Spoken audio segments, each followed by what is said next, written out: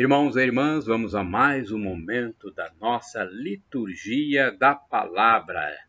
Esta é a liturgia dominical. Estamos passando para vocês o rito da missa do Dia do Senhor. Liturgia de 14 de março de 2021, domingo da quarta semana da Quaresma. A cor dos paramentos litúrgicos é roxa ou rósea. Quarta semana do Saltério é o rito. E nós temos aqui a antífona da entrada. Alegra-te, Jerusalém, reuni-vos, vós todos que a amais. Vós que estáis tristes, exultai de alegria. Saciai-vos com abundância de suas consolações. Isaías capítulo 66, versículo 10. Oração do dia.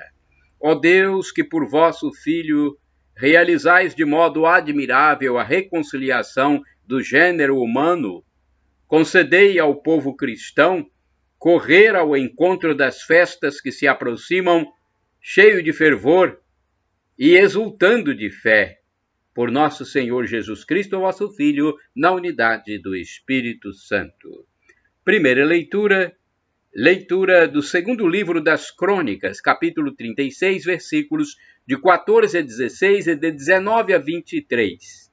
Naqueles dias, todos os chefes dos sacerdotes e o povo multiplicaram suas infidelidades, imitando as práticas abomináveis das nações pagãs, e profanaram o templo que o Senhor tinha santificado em Jerusalém.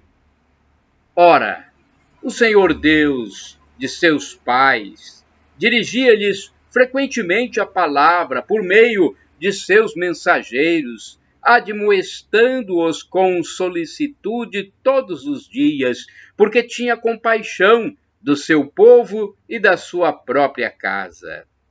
Mas eles zombavam dos enviados de Deus, desprezavam as suas palavras, até que o furor do Senhor se levantou contra o seu povo e não houve mais remédio. Os inimigos incendiaram a casa de Deus e deitaram abaixo os muros de Jerusalém, atearam fogo a todas as construções fortificadas e destruíram tudo o que havia de precioso. Nabucodonosor levou cativos para a Babilônia todos os que escaparam à espada, e eles tornaram-se escravos do rei e de seus filhos, até que o império passou para o rei dos persas.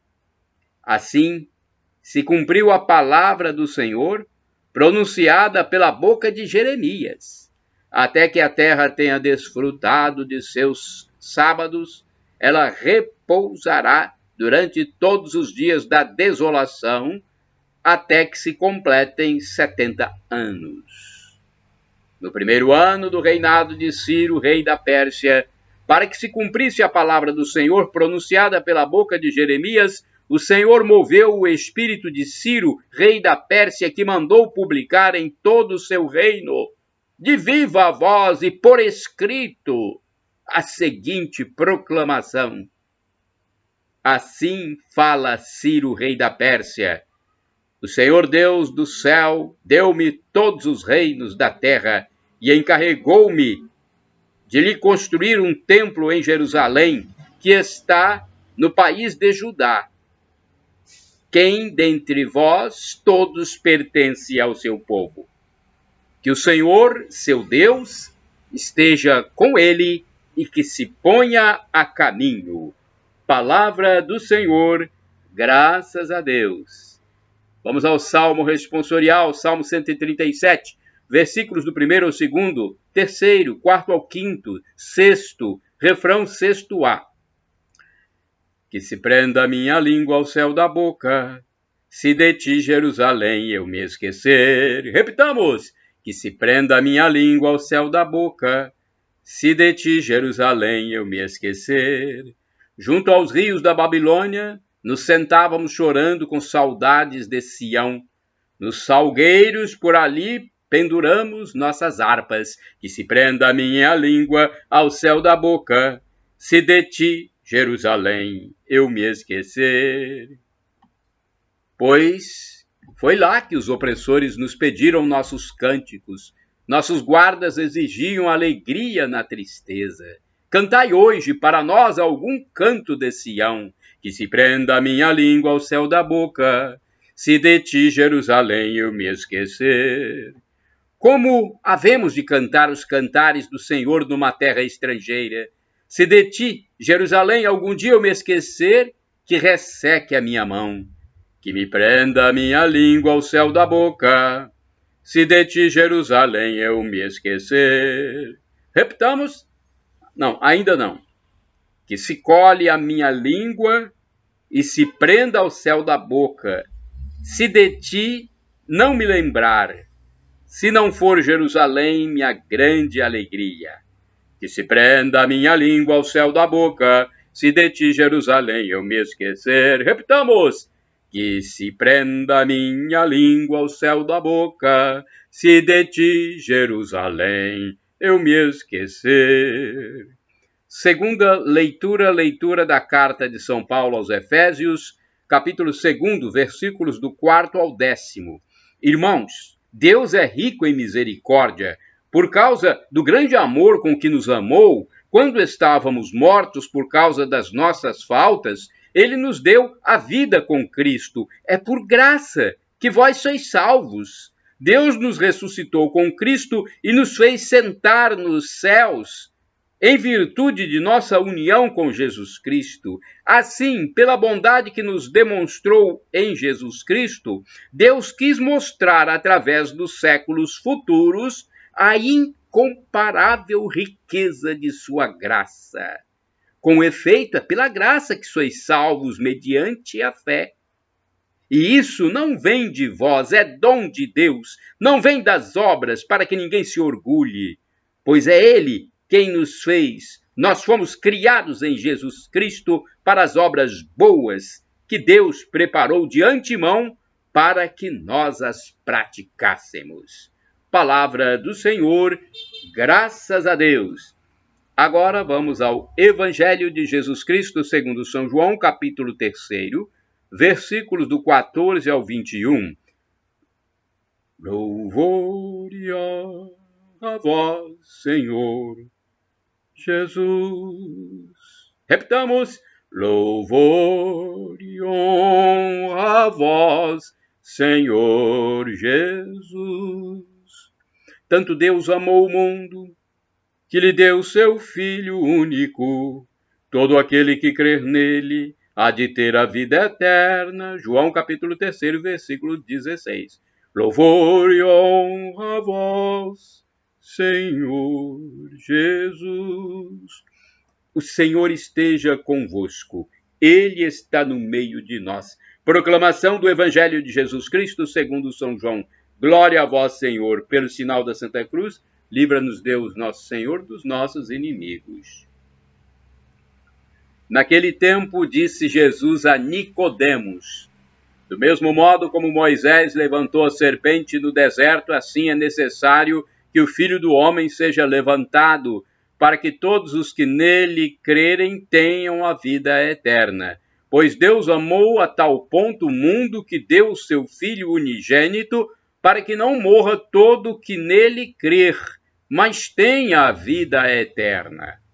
De fato, Deus não enviou o seu Filho ao mundo para condenar o mundo, mas para que o mundo seja salvo por ele.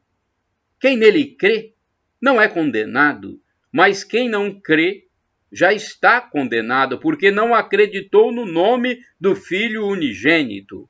Ora, o julgamento é este: a luz veio ao mundo, mas os homens preferiram as trevas à luz, porque suas ações eram más. Quem pratica o mal odeia a luz e não se aproxima da luz, para que suas ações não sejam denunciadas. Mas quem age conforme a verdade aproxima-se da luz, para que se manifeste que suas ações são realizadas em Deus. Palavra da salvação. Glória a vós, Senhor. Vamos agora à liturgia comentada, uma espécie de exegese, de homilia, escrita pela liderança católica Antônio Carlos Santini, liderança da comunidade Nova Aliança. A tal ponto amou.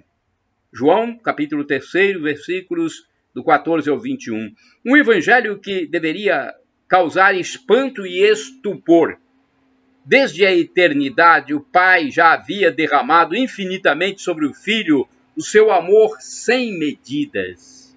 Subitamente, eis que o mesmo Pai ama a tal ponto o mundo que ela havia criado. Aliás, o mesmo Pai ama a tal ponto o mundo que ele havia criado, que entrega à morte o seu Filho bem-amado nos suplícios extremos da cruz. E tudo isso para que o homem seja salvo. Como foi que nós conseguimos nos acostumar a este anúncio? Veja bem, subitamente o Pai entrega à morte seu Filho bem-amado nos suplícios extremos da cruz. Tudo isso para que nós sejamos salvos. E nós nos acostumamos a este anúncio. É isso que Jesus, no silêncio da noite, tenta revelar a Nicodemos, aquela serpente de bronze da primeira aliança, erguida no poste em pleno deserto para curar da peçonha das serpentes os hebreus que lhe erguessem o olhar, era apenas o protótipo do verdadeiro Salvador, suspenso no madeiro e atraindo a si todos os olhares, conforme João capítulo 12, versículo 32. Mas este dom sem preço, realizado pelo Pai, traz consigo a exigência de uma resposta, o assentimento da fé. No clima penitencial desta quaresma, temos a oportunidade de rever a forma como nós representamos o julgamento divino. O comentário é de Hans Urs von Balthasar. Eis a declaração decisiva: aquele que despreza o amor de Deus condena-se a si mesmo. De modo algum Deus teria qualquer interesse em condenar os homens.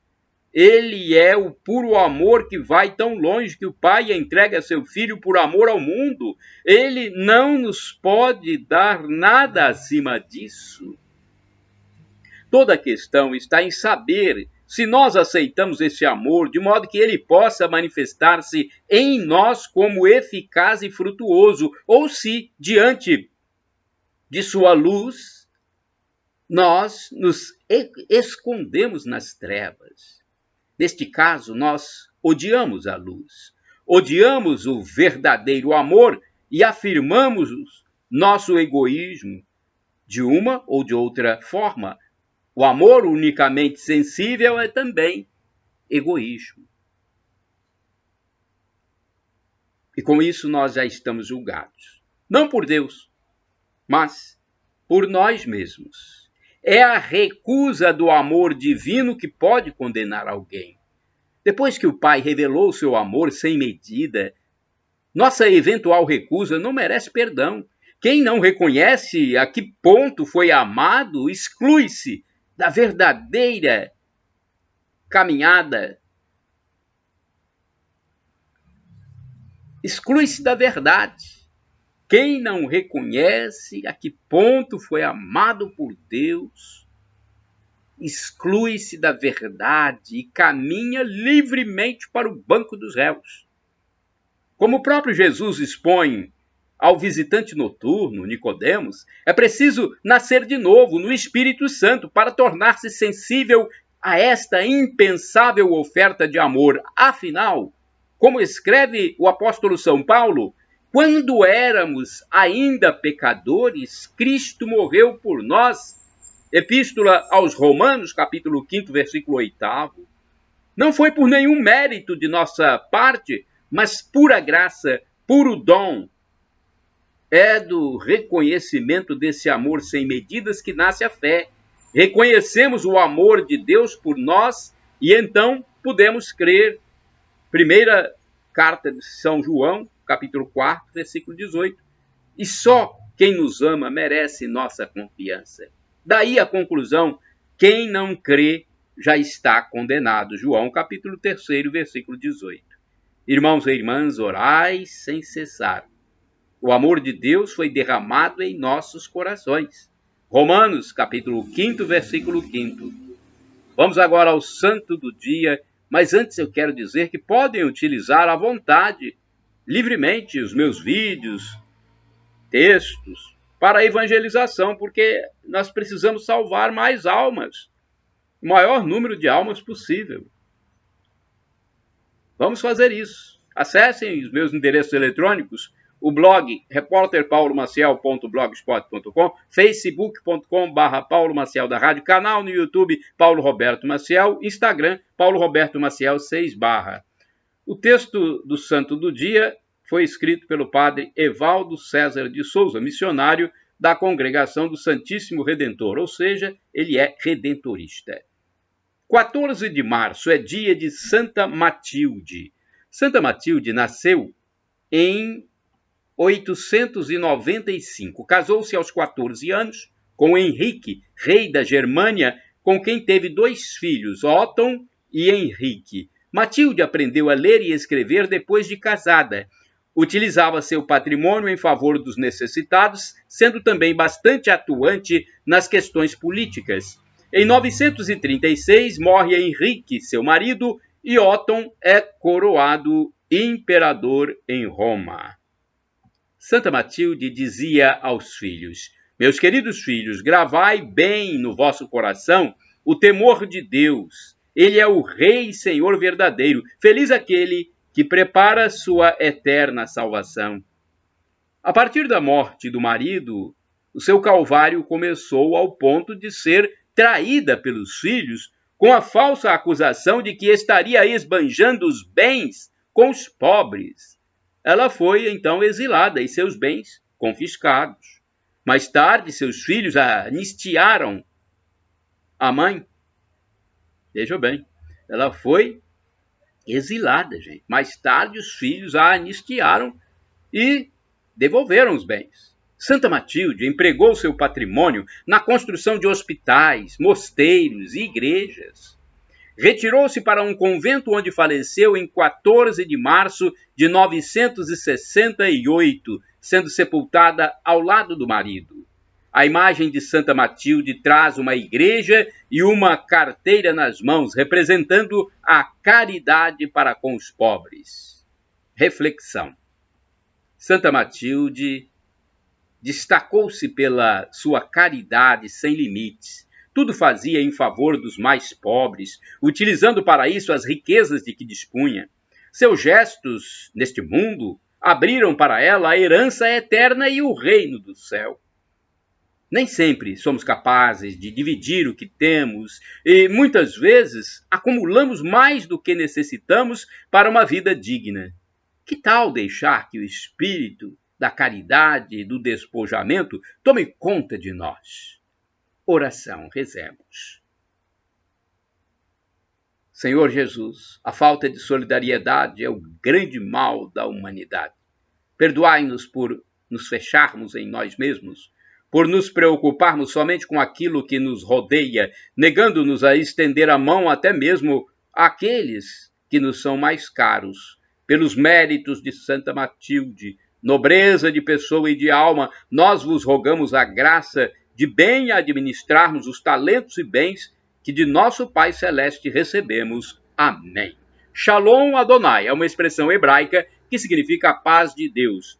El Shaddai, Deus onipotente, Deus todo-poderoso. Peça e receberá. Se for para o seu bem, Deus vai conceder. E agora eu clamo, Maranata, como dizem os protestantes, os evangélicos, com a tônica na penúltima sílaba, ou Maranatá, como dizemos nós, católicos, com a tônica na última sílaba. Mas não importa. O significado é o mesmo. Vem, Senhor, Senhor, vem, vinde, Senhor Jesus. Estamos clamando pela segunda volta de Cristo Jesus, quando Ele vai nos conceder o paraíso. Mas para isso, temos que nos arrepender diariamente do nosso pecado. O pecado está em nós, por isso temos que sempre nos reconciliar com Deus, pedindo o perdão, reconhecendo nossas faltas, nossas transgressões. Shalom, Adonai.